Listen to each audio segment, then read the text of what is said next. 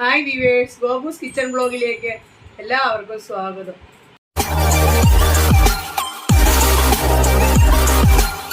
ഈ കറി നിങ്ങളുടെ പാചക ലോകത്ത്, അറിവിൻ്റെ ലോകത്തിലെ ഒരു മുതൽക്കൂട്ടായിരിക്കും. ഇത് ചെയ്തു നോക്കുക എല്ലാവരും. ഞങ്ങളുടെ ചാനൽ സബ്സ്ക്രൈബ് ചെയ്യണം, ഷെയർ ചെയ്യണം, വീഡിയോ ഇഷ്ടപ്പെട്ടെങ്കിൽ ലൈക്ക് ചെയ്യണം. ഒരു 4 ടേബിൾ സ്പൂൺ തുവര എടുത്ത് കഴുകി വൃത്തിയാക്കി വെച്ചു. ഈ കറിക്ക് ഉപയോഗിക്കുന്ന പച്ചക്കറികൾ ഉരുളക്കിഴങ്ങ്, കായ, അതുപോലെ മുരിങ്ങക്കായ. 2 ടേബിൾ സ്പൂൺ വെളിച്ചെണ്ണ ഒഴിച്ച് ഈ കഷ്ണങ്ങളൊന്ന് വഴറ്റിയെടുക്കുകയാണ്. കുക്കറിൽ വെച്ച് വേവിക്കുന്ന തുവരയിലേക്ക് ഞാൻ ഈ വറുത്തെടുത്ത ഉരുളക്കിഴങ്ങ്, കായ, മുരിങ്ങക്ക അതും കൂടി ഇടുവാണ്. എന്നിട്ട് വേവിക്കാൻ പോകും. ഒരു വിസിൽ മതി.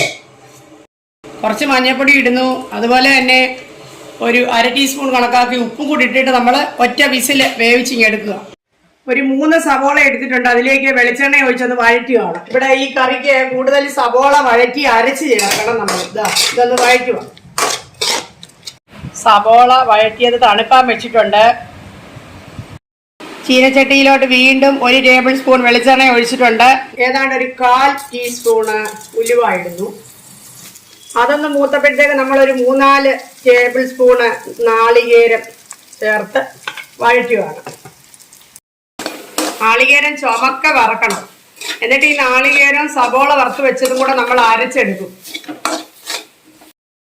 നാളികേരം വറുത്തോണ്ടിരിക്കുമ്പോൾ തന്നെ നമ്മൾ നേരത്തെ കുക്കറിൽ വേവിച്ചിരുന്ന ആ പച്ചക്കറികളും തുവരയും കൂടെ വെളിയിൽ എടുത്തിട്ടുണ്ട്. ഇനി ബാക്കി ഇതിൽ ചെയ്യുന്ന സമയം കൊണ്ട് അത് മൂക്കും. നേരത്തെ ഇട്ടത് കൂടാതെ ഒരു 1/2 ടീസ്പൂൺ കൂടെ ഉപ്പ് നമുക്ക് ചേർക്കാം. 1 ടീസ്പൂൺ മുളക് പൊടി ഇടുന്നു. ഒരു നെല്ലിക്ക വലിപ്പത്തിലുള്ള പുളി പിഴിഞ്ഞ് ഇതിലോട്ട് ഒഴിക്കുന്നു. നാളികേരം മൂപ്പിക്കുന്നതിലേക്ക് ഒരു 2 ടേബിൾ സ്പൂൺ മല്ലിപ്പൊടിയും കൂടെ നമ്മൾ ചേർത്ത് വറുത്തെടുക്കുക. നാളികേരം നന്നായിട്ട് വറുത്തു, മല്ലിപ്പൊടിയും ചേർത്ത് വറുത്തു. ഇനി നമ്മൾ ആദ്യം വറുത്ത് വെച്ചിരുന്ന സബോളയും കൂടി ഇതിലോട്ട് ഇട്ടിട്ട് ജസ്റ്റ് ഒന്ന് ഇളക്കി ഒന്ന് ചൂടാറാൻ വെച്ചിട്ട് നമ്മൾ പിന്നെ അരച്ചെടുക്കും. വഴറ്റിയ നാളികേരം സബോളയൊക്കെ നമ്മൾ നന്നായിട്ട് അരച്ചെടുക്കാൻ പോകുന്നു.